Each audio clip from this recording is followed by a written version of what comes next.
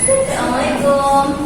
Waalaikumsalam warahmatullahi wabarakatuh. Baiklah Nanda, apa kabarnya? Baik, Bu. Apakah banyak yang tidak hadir? Banyak, Bu. Sepertinya begitu ya. Nanti ketua kelas mohon direkap teman-temannya yang tidak hadir. Baik, baiklah. Sebelum kita memulai pelajaran, kita berdoa terlebih dahulu. Berdoa dimulai. Berdoa selesai. Terima kasih untuk ketua telah menyiapkan PPT-nya ya. Ya, Bu. Baik, hari ini kita akan belajar mengenai teks eksposisi. Sebelum itu, apakah Anda semua tahu apa itu eksposisi? Silakan aja. Teks menjelaskan suatu peristiwa. Benar sekali. Nah, eksposisi itu artinya menjelaskan secara umumnya ya, menjelaskan. Nah, ini pengertian secara lengkapnya. Teks eksposisi adalah bentuk teks atau tulisan yang memuat informasi atau pengetahuan. Nah, secara umum, eksposisi sendiri memberikan penjelasan atau uraian mengenai suatu ide, pokok pikiran, ataupun pengetahuan. Bisa berupa pendapat juga, tetapi di sini hanya untuk menjelaskan tanpa bermaksud mempengaruhi. Beda ya sama teks mempengaruhi apa? Nah, benar sekali. Oke, lanjut sampai di sini Anda paham? Oke. Lalu tujuan dari eksposisi. Nah, eksposisi itu memberikan pemahaman kepada pembaca mengenai suatu masalah atau isu yang sedang terjadi. Selanjutnya untuk mengklasifikasi suatu konsep atau ide agar mudah dimengerti oleh pembaca. Dan yang terakhir tujuannya yaitu mengedukasi pembaca mengenai suatu ilmu pengetahuan atau masalah tertentu. Intinya untuk tujuan akademis ya. Nah, untuk ciri-ciri, silakan membaca. Siapa yang membaca? Saya, Bu. Kepada Rini, silakan. Yang pertama itu teks eksposisi ditulis dengan sempurna. Yang kedua, penulisan sikapnya universal, global, dan berdasarkan fakta. Yang ketiga, terkait ilmu pengetahuan. Yang keempat, menggunakan bahasa yang baku. Yang kelima, bersifat objektif dan tidak berminat. Dan yang keenam, format penulisannya jelas, singkat, dan padat. Baik, terima kasih ya Rini. Jadi di sini dapat kita simpulkan bahwa eksposisi itu ditulis mengenai pengetahuan. Kemudian menggunakan bahasa yang baku. Anda tahu apa itu bahasa baku? Bahasa yang sesuai EYD, Bu. Ya benar ya. Jadi tidak boleh kita menggunakan bahasa yang tidak baku. Selanjutnya dia bersifat objektif,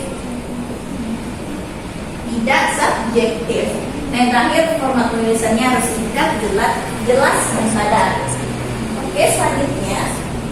Oh ya, yang paling penting eksposisi itu harus berdasarkan fakta. Tidak boleh opini.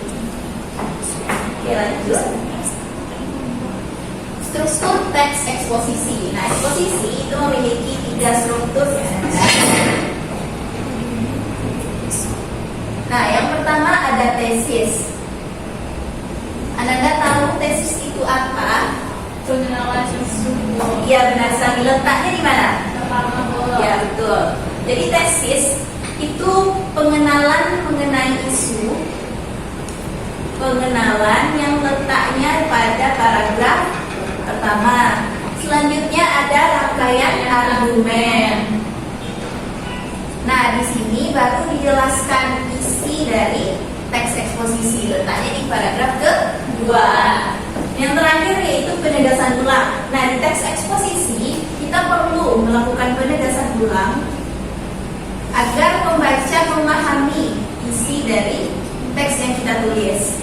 Itu letaknya di paragraf ketiga. Lanjut.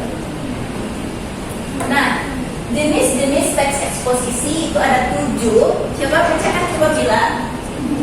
Yang pertama, teks eksposisi definisi. Ya. Yang kedua ada teks eksposisi proses.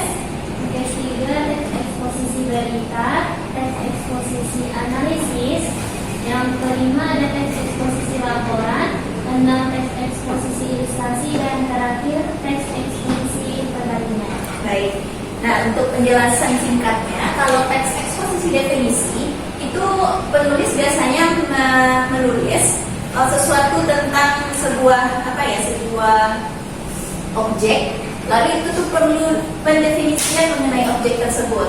Lalu ada teks eksposisi berita itu mengenai berita yang sedang terjadi atau isu-isu di tengah masyarakat. Kemudian ada teks eksposisi proses, yaitu menjelaskan bagaimana misal proses terbentuknya bunga misalnya gitu, atau proses bagaimana air hujan turun gitu. Beda ya sama teks yang prosedur. Yang prosedur beda. Lalu ada teks eksposisi analisis, mengenai analisis, teks eksposisi laporan, ilustrasi, dan perbandingan. Intinya Anda semua bisa memilih mau menulis teks eksposisi apa berdasarkan jenis-jenis teks eksposisi yang Ibu tampilkan. Ada kaidah kebahasaan. Yang pertama ada kata kerja mental. Di sini penulis bisa merasakan apa yang dia rasakan lewat tulisannya. Contoh kata-katanya seperti memikirkan, kemudian merasakan. Selanjutnya itu konjungsi kausalitas atau konjungsi sebab akibat. Contoh katanya seperti oleh karena itu, oleh sebab itu, karena ya. Oke, lanjut. Konjungsi temporal itu biasanya terkait dengan waktu. Contohnya dan berikutnya, lalu selanjutnya. ya benar. Yang terakhir ada kata benda abstrak. Nah, kata benda abstrak itu wujudnya tidak ada tetapi dapat dirasakan oleh si pembaca. Nah, ini mau tampilkan contoh dari teks eksposisi. Jadi di sini judulnya itu lingkungan bersih, hidup sehat. Nah, seperti yang disebutkan tadi, di sini ada 3 struktur. Struktur pertama ini yang Anda bisa lihat, ini adalah tesis atau pengenalan isu. Selanjutnya ada isi di paragraf kedua, dan yang terakhir penjelasan ulang. Nah, berdasarkan contoh ini, Ibu ada tugas untuk Anda semua. Nah, tugasnya Anda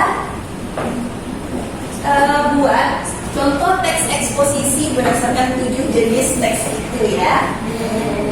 Nah, Anda bebas mau pilih jenis teks eksposisi apa aja.